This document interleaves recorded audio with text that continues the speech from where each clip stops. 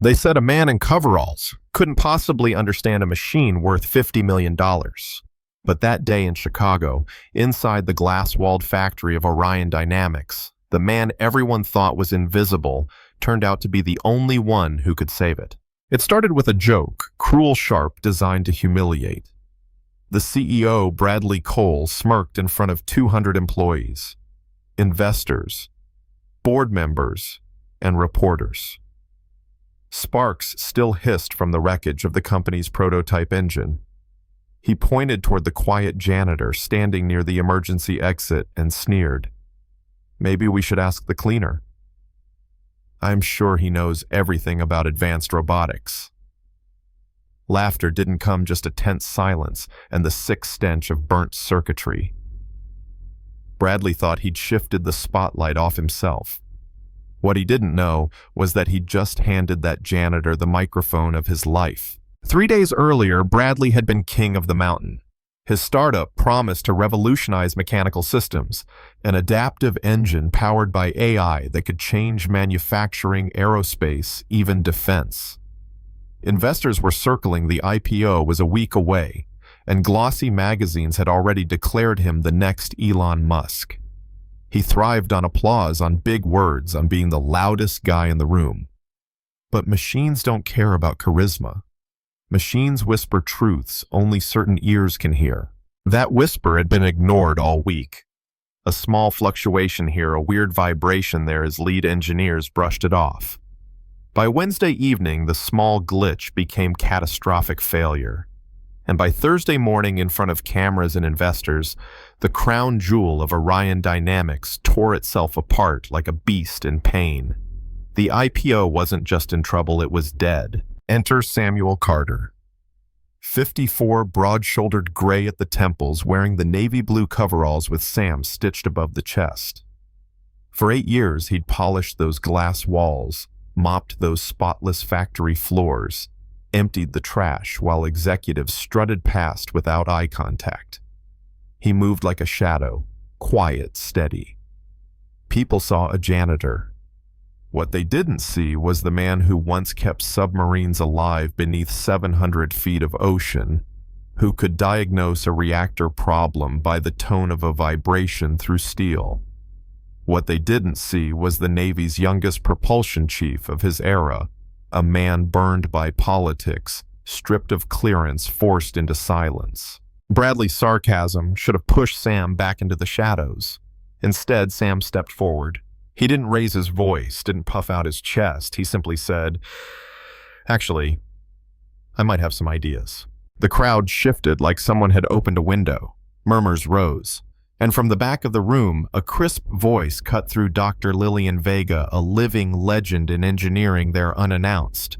At 68, her resume stretched from Mars rover propulsion to next-gen aircraft carriers. She didn't smile, didn't flinch. She just looked at Sam and asked, "What makes you think you see what our team missed?" Sam's answer was calm, measured, almost humble. "I've watched this engine being built for months. Every night on my rounds, I saw the blueprints, heard the discussions, felt the floor hum when the tests went wrong. With respect, I think the problem isn't the parts themselves. It's how they're talking to each other." That was it. A lifeline thrown into chaos. Bradley, desperate and humiliated, seized it. He tried to spin it like a challenge, leaning in close with that CEO grin that never reached his eyes. "Fine. You've got 1 hour. Fix what my engineers couldn't, and I'll recommend you as head of engineering. Fail, and everyone here will know exactly who doesn't belong." Gasps rippled. Phones came up. The janitor versus the CEO, an impossible duel. Sam didn't blink. "I accept." The crowd circled like it was an arena. Engineers folded their arms, some sneering, some curious. Sam rolled up his sleeves and pulled from his cart, not million-dollar diagnostic arrays, but a $50 multimeter, a stethoscope, and a flashlight. The room almost laughed. Almost. He knelt by the wrecked engine like a doctor with a patient. Placing one hand on the titanium housing, eyes closed, he listened. 10 minutes passed. "Your sensors are reading false temperature spikes," he finally said.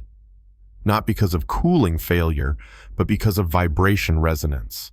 The AI keeps overcorrecting for a problem that doesn't exist. Dr. Monroe, the lead engineer, bristled. These are military-grade sensors. They don't lie. Sam handed her the stethoscope. Listen. She did, and her eyes widened at the rhythmic pulse. There's a resonance frequency. It's confusing the system. Sam nodded. Minutes later, he held up a fractured panel under the flashlight. And here's the real killer. Micro cracks from bad heat treatment in manufacturing. Invisible in lab tests, but paired with the AI's false corrections. Catastrophe was guaranteed. Dr. Vega examined it herself. Her face went pale. He's right. By minute 41, Sam wasn't just diagnosing. He was fixing. Fingers flying across the control interface, he recalibrated, not erasing the vibrations, but teaching the AI to expect them. You don't fight the machine's natural song, he murmured. You teach the system to play along. The clock ticked down. At 47 minutes, he stepped back. Try it now.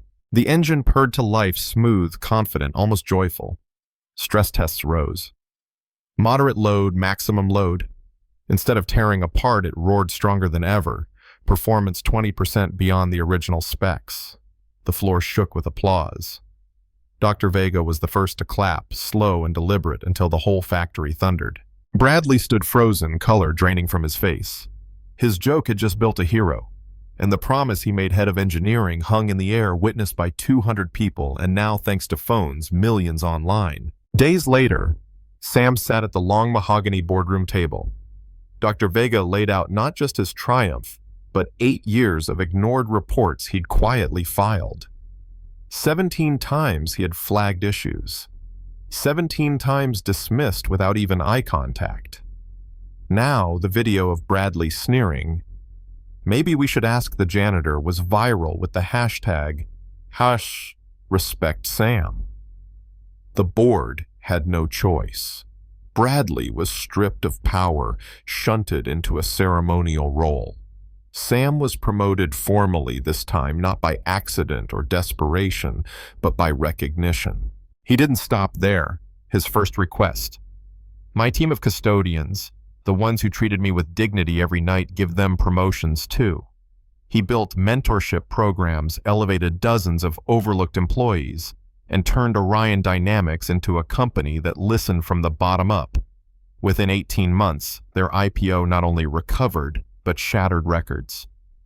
Sam, once invisible, now sat in the corner office with floor-to-ceiling views, but still wore work boots, still carried that battered lunch bag stuffed with technical manuals, still listened to machines like they were old friends. But here's the part that sparks debate. Bradley, publicly disgraced, forced to apologize on livestream, claimed later that Sam humiliated him on purpose. That Sam waited until the perfect moment, let the engine fail so he could swoop in and steal the spotlight. Some say Bradley got what he deserved. Others whisper maybe he wasn't entirely wrong. So what do you think? Was justice served, or did Sam hold back too long before stepping in? Have you ever seen someone dismissed because of their job title, only to turn out smarter than everyone in the room? Drop your thoughts in the comments. I want to hear your stories. And if you believe real genius hides in humility, share this video so more people remember.